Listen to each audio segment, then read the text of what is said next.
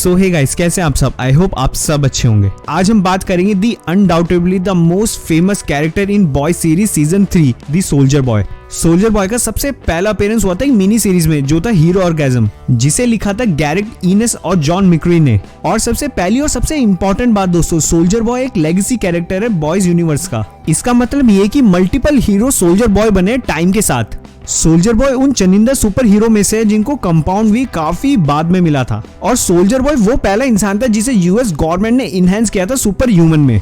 US government ने soldier boy और उसकी टीम, जिसका नाम था अवेंजिंग स्क्वाड, उसको ऑक्यूपाइड नाजी जर्मनी में डिप्लॉय किया था। कर्नल मैलरी जो कॉमिक में एक मेल कैरेक्टर है, बट दी बॉयज की वेब सीरीज में उसे फीमेल कैरेक्टर दिखाया गया है। वो भी अपनी 6 बटालियन 32 आर्मामेंट डिवीजन के साथ वहाँ पे डिप्लॉय थे। और दोस्तों, इस स्टोरी की जो कहानी है ना, वो थोड़ी बहुत वर्ल्ड वॉर 2 से रियल में ली गई है, क्योंकि उस समय साउथ जर्मनी में सबसे कम वायलेंस और वॉर हुआ था वर्ल्ड वॉर 2 में। बट हम सबको पता है कि उस समय नाजी ने काउंटर अटैक किया था, जिसे बैटल ऑफ द बल्ज के नाम से जाना जाता है। और दोस्तों, वो यूएसए के द्वारा लड़ा गया वन ऑफ सबसे डेडलीस्ट बैटल था जर्मनी में।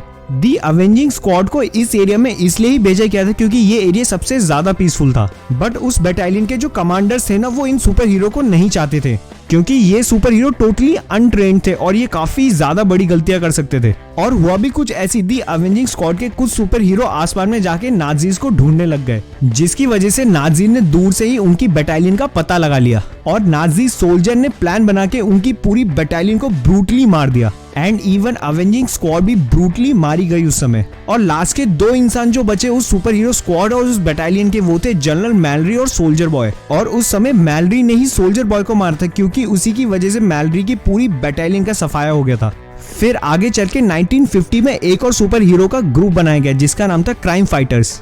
और ये सारे सुपर हीरो वर्ल्ड वॉर 2 में मारे गए सुपर हीरो के डायरेक्टली कॉपी थे, और उस ग्रुप का लीडर भी सोल्जर बॉय था। काफी सालों के बाद वॉट ने इस ग्रुप को फिर से चेंज किया, न्यू और स्ट्रॉन्ग मेंबर को ज्वाइन करवाया और नाम रखा पेबैक। ऑफ कोर्स इस टीम में एक न्यू वर्जन का सोल्जर बॉय दिखाया गया जो पहले अपने प्रीवियस सारे वर्जन से काफी ज्यादा स्ट्रॉन्ग था। पेबैक दी 7 के बाद सबसे स्ट्रॉन्गेस्ट ग्रुप था वर्ल्ड का। बट इस वर्जन का सोल्जर बॉय काफी ज्यादा डेस्परेट था दी 7 में ज्वाइन होने के लिए, जिसकी वजह से होमलैंडर ने इसका काफी फायदा उठाया। होमलैंडर फायदा उठाने में तो माहिर है, आपने सीरीज में तो देखा ही होगा। दी बॉयज की कॉमिक में हमें सोल्जर बॉय इशू नंबर 32, 33 और 34 में दिखाया गया। बट दोस्तों, आपको पता है दी बॉयज और पेबैक की लड़ाई हो चुकी कॉमिक बुक में। उस समय किमिको को स्टॉर्मफ्रंट काफी ज्यादा घायल कर देता है। और दोस्तों, स्टॉर्मफ्रंट भी एक मेल कैरेक्टर था जिसे सीरीज में फीमेल कर दिया गया। और एक और बात दोस्तों, स्टॉर्मफ्रंट उस समय होमलैंडर के पास सबसे पावरफुल सुपर हीरो था दुनिया का। स्टॉर्मफ्रंट किमिको को अधमरा छोड़ के वहां से चले जाता है, और जब बॉयज उसे हॉस्पिटल ले जाते तो बिली बुचर को पता चल जाता है कि ये स्टॉर्मफ्रंट का प्लान था,